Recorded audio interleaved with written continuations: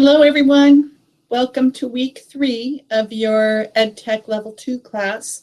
I'm just going to provide you with an overview about the assignment and the rubric and a few other little resources for this week.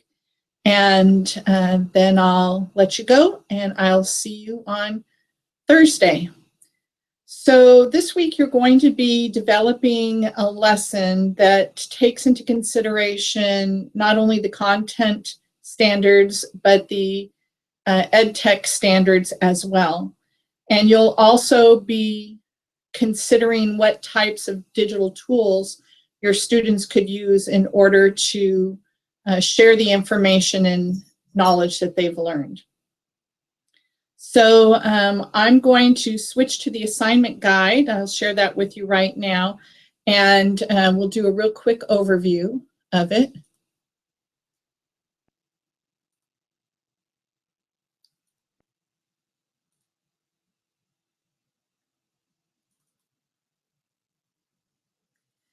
So this is the lesson design project.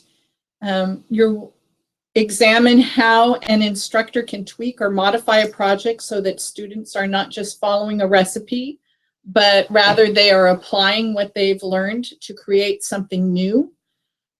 This assignment not only has students researching content, but they also have to create something with the knowledge that they've gained. So there are 3 parts to this assignment. The first part is developing the project guidelines that another teacher might have to look at in order to replicate the assignment. There is an assessment rubric for the student project, and then there's a sample of the student project. Here are a couple of things that I would suggest you think about. I've already received some emails about people not being in class this week and not being able to get students to actually develop an exemplar for this assignment. You don't actually have to have students create samples as if you have delivered the lesson already. You can create an exemplar that a student might use or view as an example of what you consider to be proficient work. So a sample student project is something you create. It's not something you go out and have one of your current students create. Okay?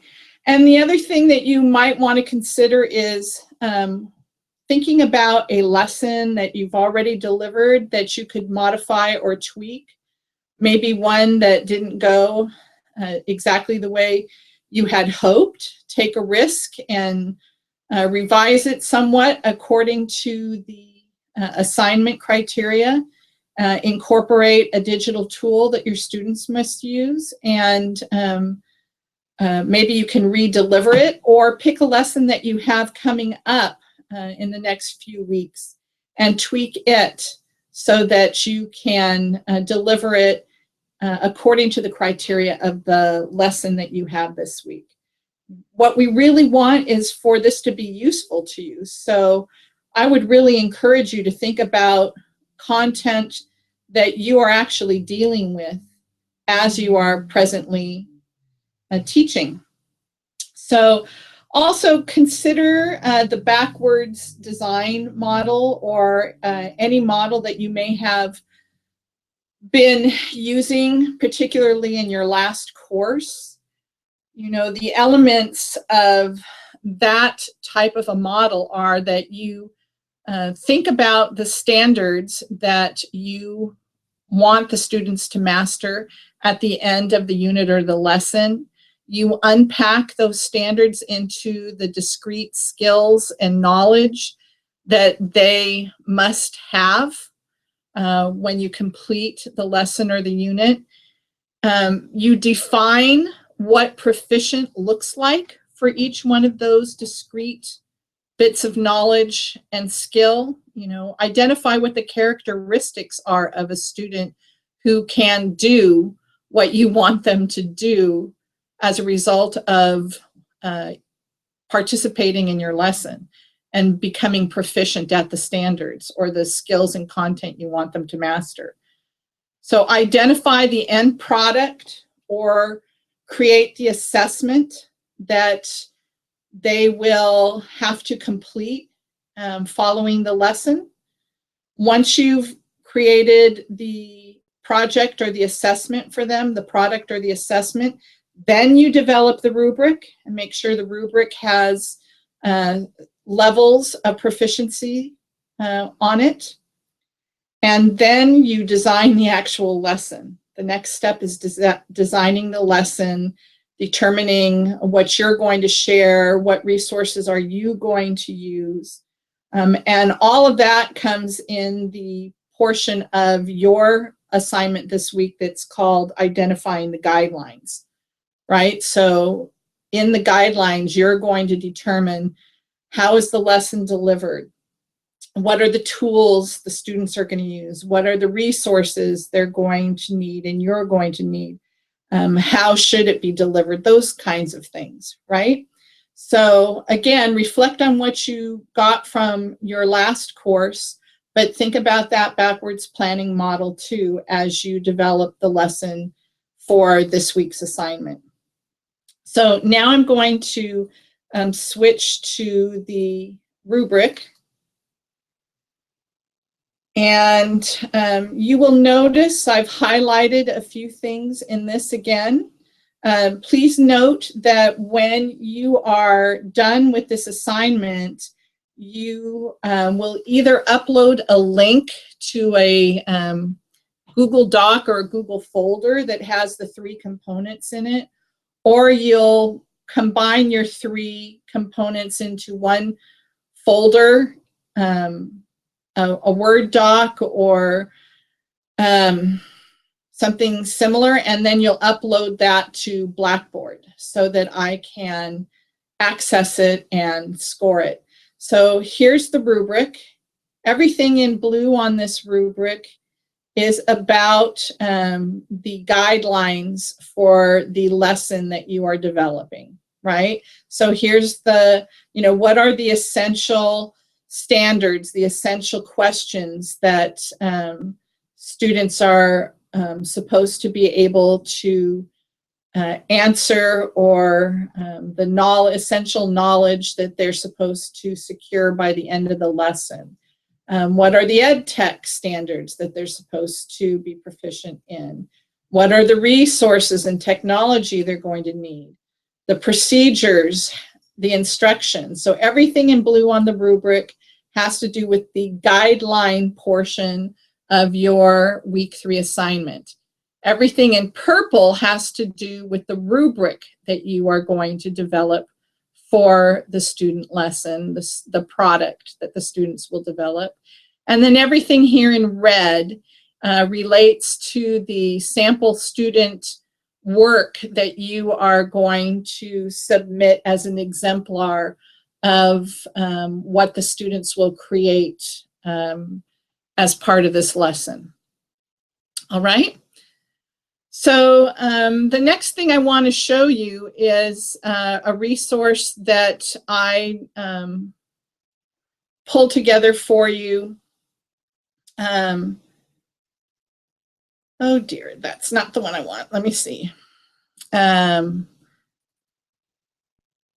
we go. This is a friend of mine, Bill Ferreter, who has written the book Teaching the I Generation, along with several books on teacher collaboration for lesson and unit design.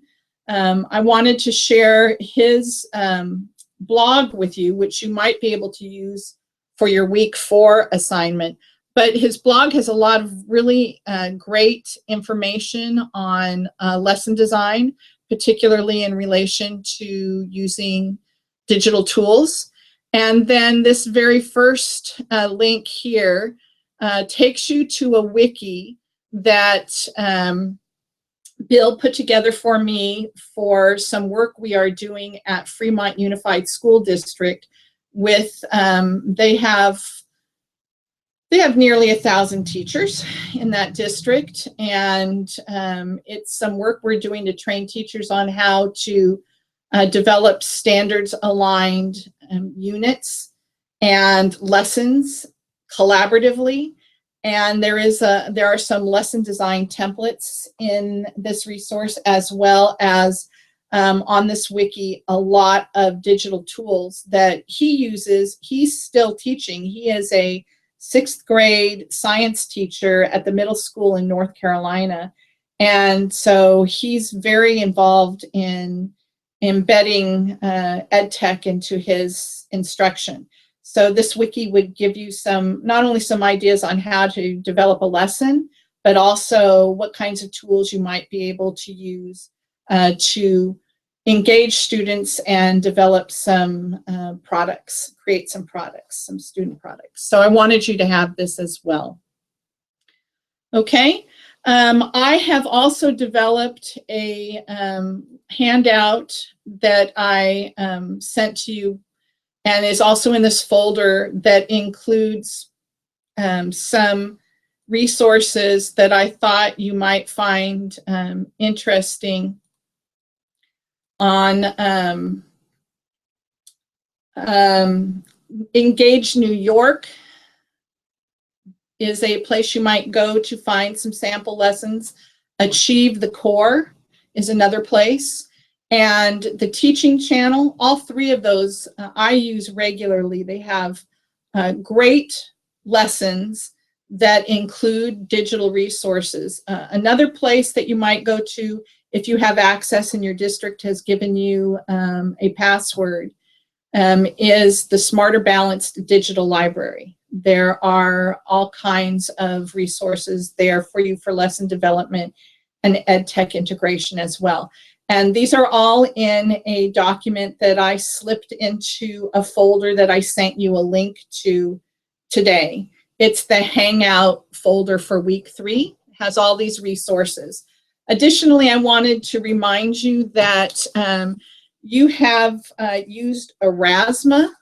In your first class, you used Erasma, where you developed a poster and you had a trigger image on the poster, and the trigger image led to a video you created or a slideshow you created. You could use something like Erasma again with your students during this assignment. You could use Canva. Those of you that are familiar with Canva and developing infographics, students can certainly use something like Canva to develop an infographic on whatever they're researching. Flipagram that Corinne used last week, or Adobe Voice that Lindsay used, and several of you used MoveNote. Students could certainly use any of those. Google Hangouts on Air that I'm using right now, and I'm hitting the record button. Students could record themselves delivering a presentation. Something else they could use would be BlendSpace. And those of you that have been in class with me before remember me using BlendSpace.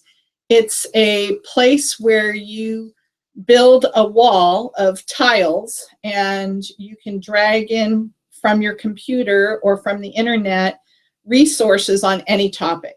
So students could certainly use BlendSpace for that as well. If you don't have an account there, I recommend you check it out. And then, of course, like Bill, I was just showing you, Bill has a wiki. Well, students in classrooms can develop wikis too on particular topics. So those are some other ideas. And again, I've listed all of these on a document that I put in the folder for the week 3 Hangout. Again, you have the link to that folder. It's in the email I sent you on Sunday evening, the first email I sent you, all the way at the bottom.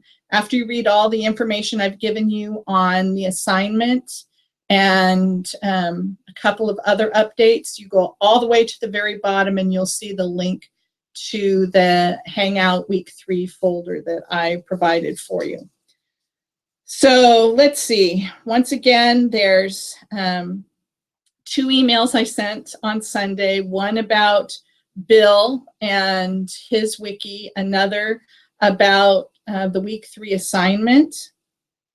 And let's see, it looks like that's all I have in my overview list.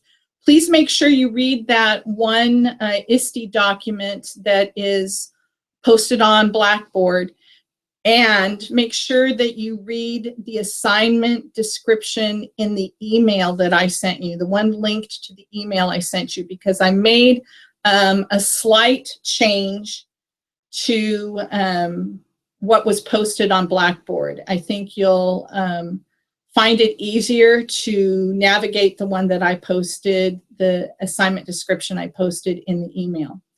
Finally, the topic for week 3 is up on Collaborize. So make sure that you head on over there and you check it out. This week it's about reflecting on what you've learned so far. What challenges have you had? What surprises have you had? What's worked out exceptionally well? Also, remember, Collaborize is where you're going to post, not only on Blackboard, but you're going to post a link to your website for week 2's assignment. You're going to post that on Collaborize. And I've actually set up a separate discussion topic for you to put your link to your website in there as well. If you have any questions, you make sure you contact me, send them ahead of Thursday's Hangout. You can wait and ask them at Thursday's Hangout too. If they require any prep on my part, though, it'd be helpful if you could send them to me before Wednesday or before Thursday so that I can take some time to try and research the answers for you, okay? I hope you have a great week. I'll see you Thursday night at 7 o'clock, same time, same place, okay? Bye-bye.